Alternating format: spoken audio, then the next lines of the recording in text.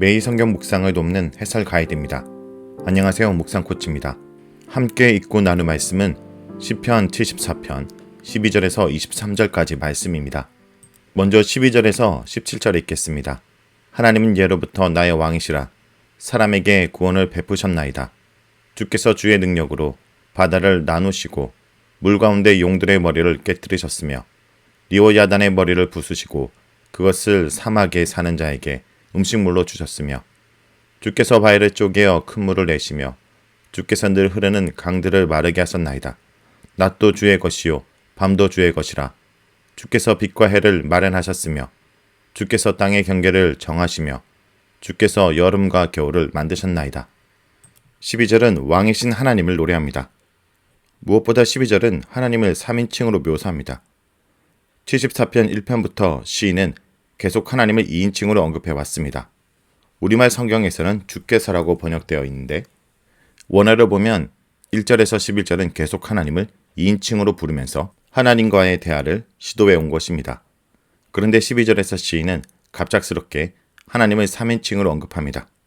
하나님이 어떤 분이신지를 객관적으로 묘사하여 자신의 기도가 더 설득력 있는 논리가 되게 하려는 시도입니다. 그 내용은 하나님께서 옛적부터 왕이셨다라는 것입니다. 옛적부터란 13절 이후에 서술되듯이 창조의 시점을 가리키는 용어입니다. 하나님은 왕권을 가진 통치자이셨고 창조 시점부터 구원을 베푸신 분입니다. 히브리 원문에서 구원을 베푸신 분의 베푸시다에 해당하는 원어는 파알 동사의 분사 형태인데 히브리 시에서 하나님의 성품을 묘사할 때 분사용법을 많이 사용합니다. 즉 12절은 구원을 베푸시는 하나님이 예로부터 왕이시기에 이제도 구원을 베풀 수 있는 분임을 선언하고 있는 것입니다. 13절에서 17절은 악을 다스리는 창조주 하나님을 말합니다. 하나님을 다시금 2인칭으로 13절부터 묘사합니다. 즉 12절에서 3인칭으로 하나님의 구원 능력을 서술한 내용이 13절부터 17절에서는 2인칭으로 하나님과의 대화로 이어지면서 적용되고 있는 것입니다. 13절에서 17절은 2인칭 남성 단수 인칭 대명사인 아타가 거듭 사용되면서 하나님이 어떤 분이신지 다시금 기억하시도록 하나님께 요청하는 어법을 사용합니다. 12절과 13절에서 17절은 사용하는 인칭을 변화시켜가면서 하나님이 어떠신 분인가를 계속해서 묘사해 나가고 있는 것입니다. 13절에서 14절은 먼저 물의 이미지를 사용합니다. 고대 근동에서 물은 무질서를 상징하는 이미지입니다.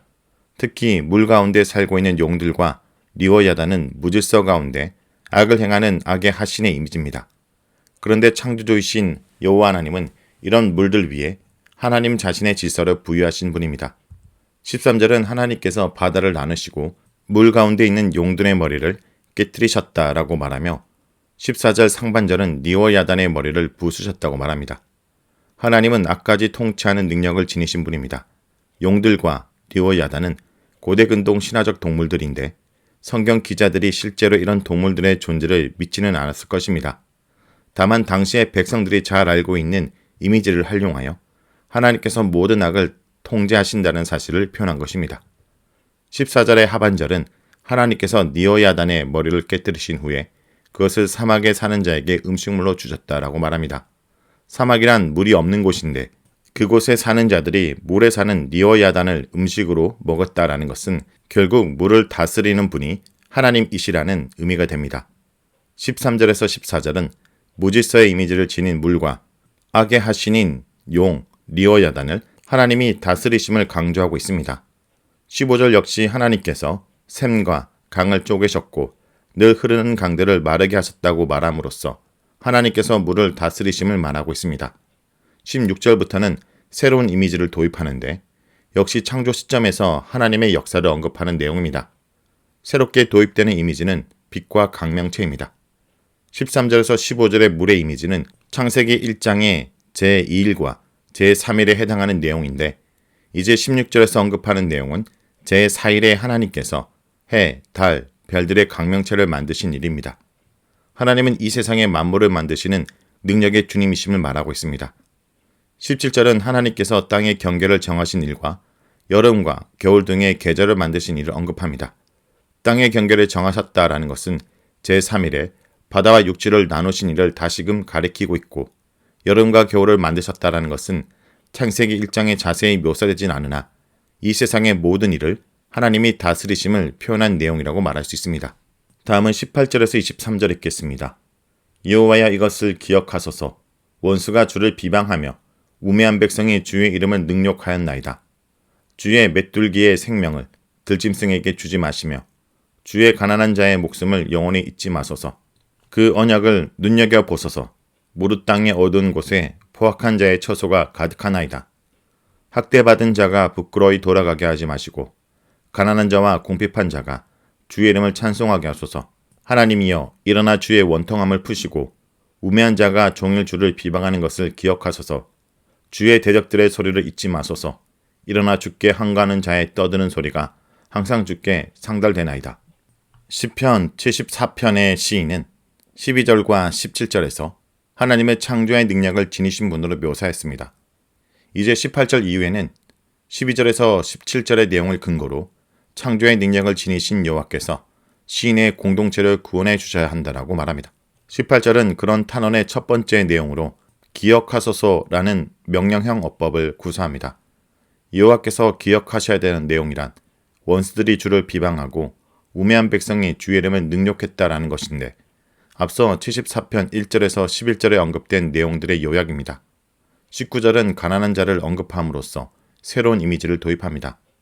가난한 자란 사회적으로 억압받는 자입니다. 하나님의 언약 공동체 속에 속한 사람들은 누구나 하나님이 주신 기업을 받아 누릴 권리를 가지고 있는데 여러 가지 상황 때문에 자신이 가진 권리를 빼앗기게 되는 경우가 많았습니다. 가난한 자란 바로 그런 경우를 당한 사람을 가리킵니다. 특별히 힘을 가진 건세자들에 의하여 억울하게 땅이나 삶의 권리들을 박탈당한 경우들을 가리킬 때도 많습니다. 19절에서 시작된 가난한 자의 이미지는 21절까지 계속됩니다. 20절은 땅의 어두운 곳에 포악한 자의 처소가 가득하다고 말함으로써 포악한 자들이 언약 공동체의 다른 사람들을 억압하고 그들의 재물을 빼앗아 그들을 가난한 자로 전락시켰다라는 사실을 보여줍니다. 21절은 하나님께서 그런 학대받는 자, 가난한 자, 궁핍한 자들을 구원해 주셔야 한다고 기도합니다. 이런 19절에서 21절의 중심에 언약이라는 개념이 나타납니다. 포악한 자가 가난한 자를 핍박하는 사이는 하나님의 언약이 깨뜨려진 사이인 것입니다. 이제 13절에서 17절과 18절에서 21절을 연결해 보면 창조의 능력으로 악을 통제하시는 하나님은 이제 언약 공동체 안에서도 그 능력을 발휘하셔서 악인들을 심판하시고 가난한 자들의 삶의 복을 회복해 주셔야 된다라는 기도가 드려지고 있다는 맥락을 파악할 수 있습니다. 그렇다면 가난한 자를 핍박하는 포악한 자들이란 시편 74편의 문맥에서 누구를 가리키는 것일까요?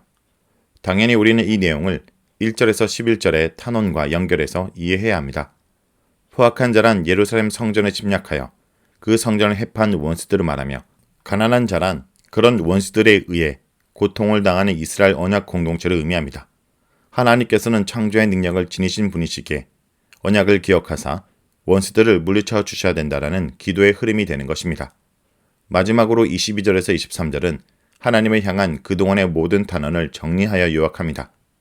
22절은 하나님께 자신을 위한 변호를 해달라고 요청합니다. 하나님께서 구원의 능력자이심으로 악한 자들을 심판하는 분이심을 보여달라는 강력한 기도를 드리는 것입니다. 23절은 대적들의 소리가 하나님께 계속해서 올라가고 있다라고 말합니다. 하나님은 하나님께 항거하는 원수들이 성전에 들어와서 하나님을 멸시하는 소리를 지금도 듣고 계시고 동시에 구원의 능력을 가지신 창조주이시며 언약을 기억하여 가난한 자들의 고통을 풀어주는 분이시므로 더 이상 이런 상황을 지켜보지 마시고 구원의 손길을 펴셔야 된다는 기도인 것입니다. 74편은 공동체 탄식시로 성전 이미지, 창조 이미지, 언약 사상 등을 포괄적으로 함께 사용하여 공동체를 고난에서 건져주실 것을 간구합니다. 우리는 예수 그리스도의 언약 백성으로 74편과 같은 기도를 고난 중에 하나님께 드릴 수 있는 것입니다. 창조주이시고 언약주이신 하나님께서 하나님의 때와 방법을 따라 우리의 기도에 그분의 능력과 지혜와 언약의 사랑을 따라 응답해 주실 것이기 때문입니다. 자, 여기까지가 시편 74편 12절에서 23절까지 말씀입니다. 오늘 말씀을 통해 우리는 무엇을 묵상하고 적용해야 할까요? 하나님은 자기 백성들에게 구원을 베푸실 능력의 왕이십니다. 시인은 하나님을 통치자, 구원자, 창조자, 그리고 심판자로 고백합니다. 그리고 두 가지로 나누어 하나님의 능력을 언급합니다. 첫째는 애굽에서 이스라엘 백성을 구원하신 능력이고, 둘째는 자연 만물을 통치하는 능력입니다. 이런 시인의 고백이 더욱더 마음에 와닿는 것은 이 시를 평안할 때 기록한 것이 아니고 이스라엘이 철저하게 파괴되던 때에 기록했다는 점입니다.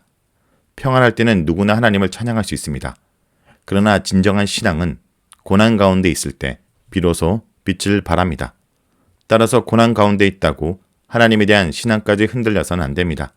힘들고 어려울수록 더욱더 주님을 의지하십시오.